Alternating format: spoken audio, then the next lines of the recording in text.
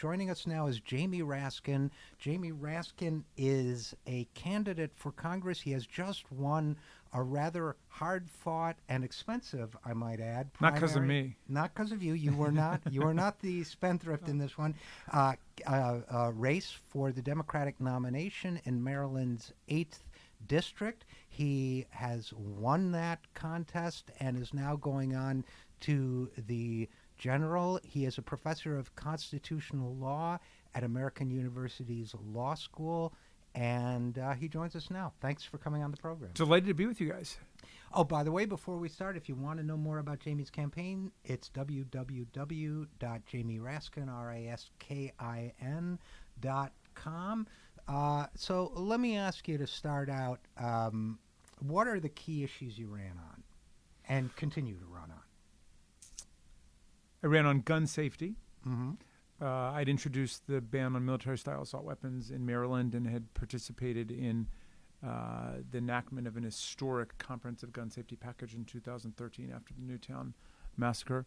Climate change, although I am loath to describe it as an issue because I think it's the whole context within which we've got to decide everything else, whether it's trade policy or housing policy or agriculture or what have you. And so one of the first bills I want to introduce will be to delete all subsidies to the carbon industry. And I'm taking no money from big oil, big gas, big coal. So that's been a huge part of my candidacy. And I was endorsed by Sierra Club and League of Conservation Voters. And so I've gotten, great environmental support. And I've been running on kind of the full breadth of progressive program. I led the fight for marriage equality in the Maryland State Senate. I led the fight to abolish the death penalty in the Maryland Senate, to abolish mandatory minimum sentences, to enact a comprehensive, sweeping criminal justice reform, to fight for restoration of voting rights to the ex-felons. We used to have Mississippi's law. So the whole, gamut of criminal justice issues and economic justice and equality led the fight to get our delegation in Montgomery County behind a minimum wage increase, and we passed a minimum wage increase in Maryland. So that cluster of issues. But I also talked a lot about the right to organize and revitalizing the labor movement. Well, it sounds like we're certainly in sync on a lot of the issues. I guess since you... Okay, I'll ask you a question because it occurred to me and because you're past the primary process. So anything that might be intra-party Democratic Party issue hopefully won't be a concern to you going forward. It seems as if there's a certain tension going on in the Democratic Party. I think a healthy tension, by the way, between those who believe that you need to sort of pre-compromise. You laid out a very idealistic, yet in my mind, achievable agenda. But there are those who think, and I don't want to do that position injustice, but in effect that you don't ask for too much because it's not practical, it's not a executable agenda, and then there's a counter argument that says if you don't aim your sights high, you won't inspire, you won't motivate, you won't bring new people into the process, and that besides a number of other developments. I think it's just not practical to ask for too little. All right, okay. It doesn't work. So I mean, I remember when we were doing marriage equality, and some people were saying, well, let's go for civil union. Well, it didn't make sense to anybody. Either you're for equal rights within marriage or you're not for equal rights. And so you lose the clarity of the moral position you're trying to advance when you start compromising with yourself. What was Mark Twain's line? A liberal's a person so open-minded that they don't even take their own side in an argument. Right, I mean, we can't be like that. I mean, we really... when I first decided to run for the state Senate, I ran against an incumbent who'd been in for 32 years, was the president pro tem of the Maryland Senate, had introduced a pro-Iraq war resolution, had introduced a death penalty law, and introduced electricity deregulation that made everybody's bills go up like 75%. And I made my speech about how I was going to do all this stuff, and a woman came up to me after the speech and said, Jaime, great speech. I loved it and everything, but take out that stuff in there about gay marriage because it's never going to happen, and you know it's not going to happen, and it makes you sound like you're really extreme, like you're not in the political center. And I said, well, thank you for saying that because it makes me realize that it's not my ambition to be in the political center. It's my ambition to be in the moral center. And our goal as progressives should be to find what's right as best as we can and bring the political center to us. Otherwise, why be in politics? I mean, anybody can go in there and compromise everything away. Right.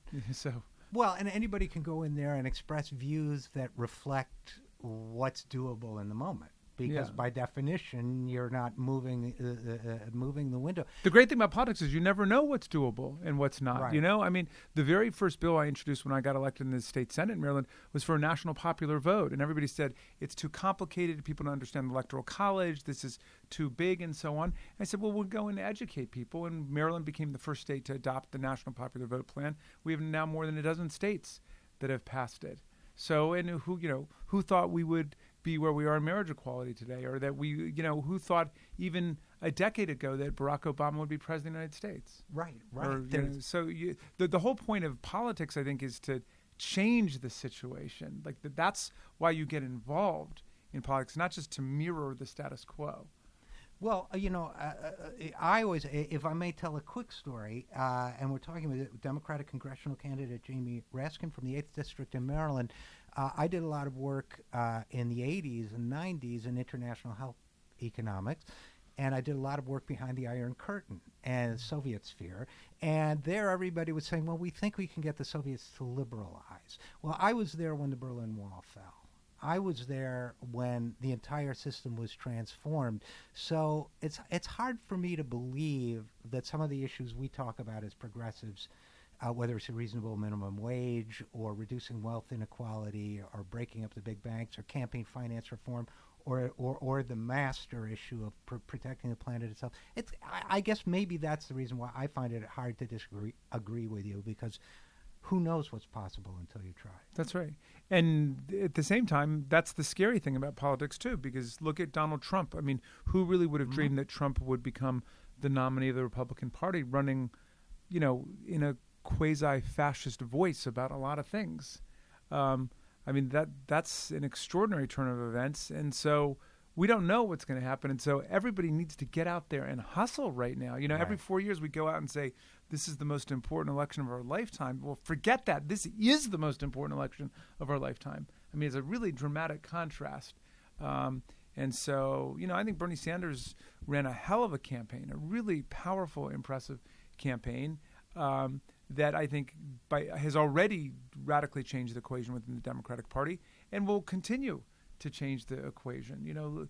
I mean, people sometimes fetishize who the person at the top is and the political leader, and obviously it's important, but the fact is that the movements and the campaigns that create people are as important, if not more important, than the person, him or herself.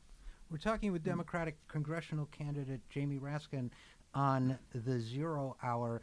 Okay, so I think we're in complete agreement about this, that we're kind of in a moment of great possibility for good or for evil. You called Trump quasi-fascist. I might say proto-fascist, but he's too much of a con man. I mean, he's a hustler, so I don't think he's like Mussolini. That is, fundamentally I think he's an opportunist, but he's more of a personal opportunist than a political strategic one. So we don't know. I would say. I guess we don't know. He may be more Berlusconi than Mussolini. Yeah.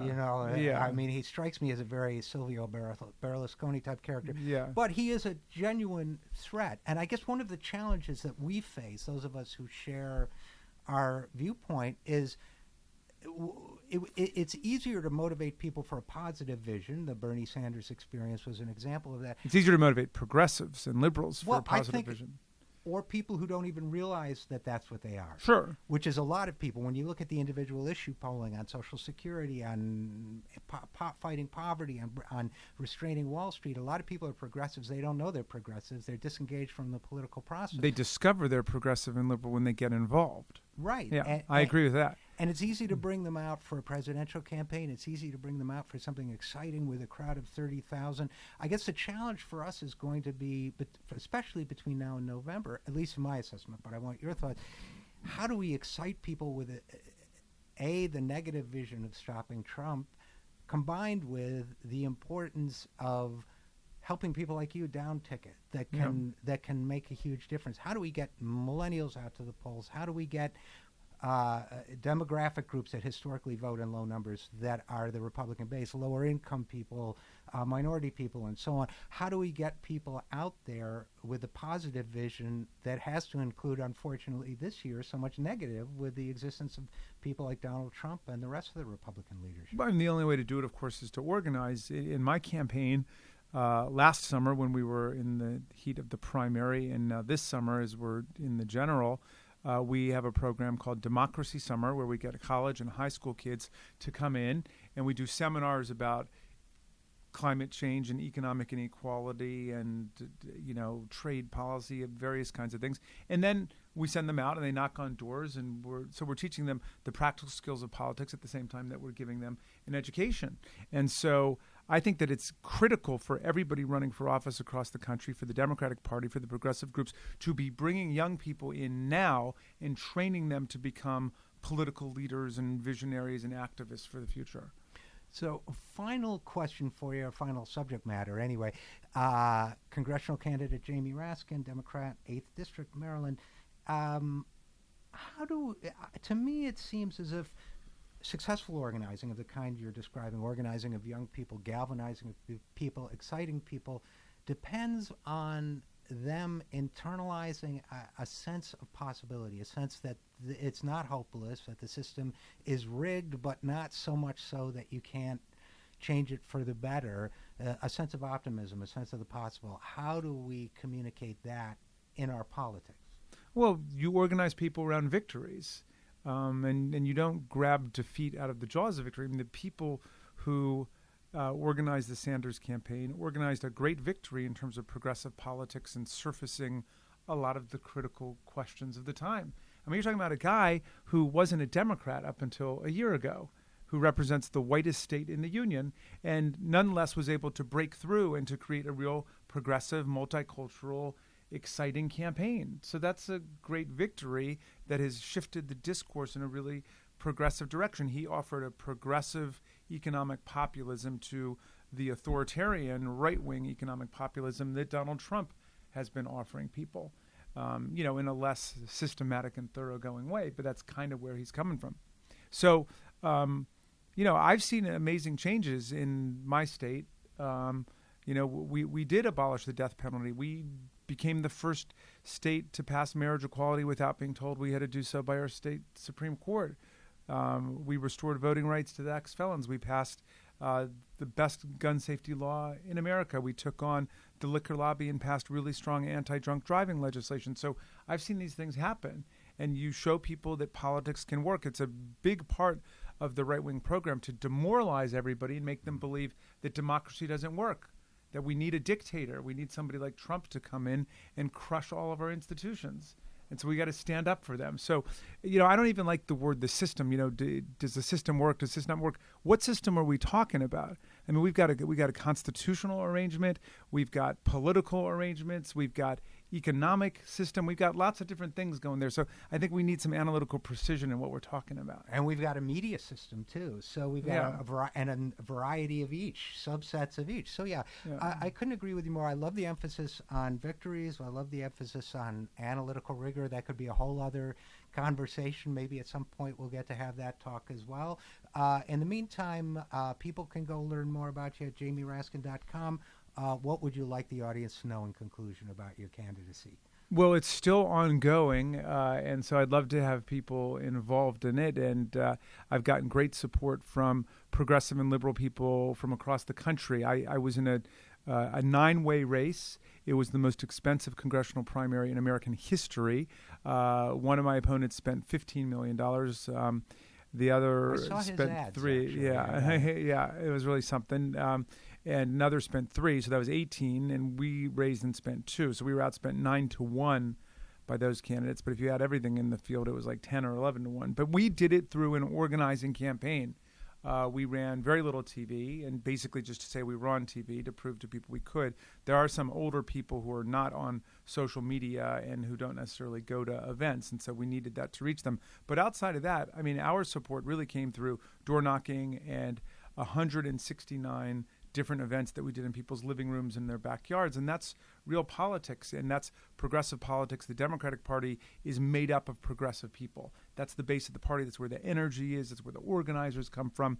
And so I would love to stay in touch with the progressive people around the country.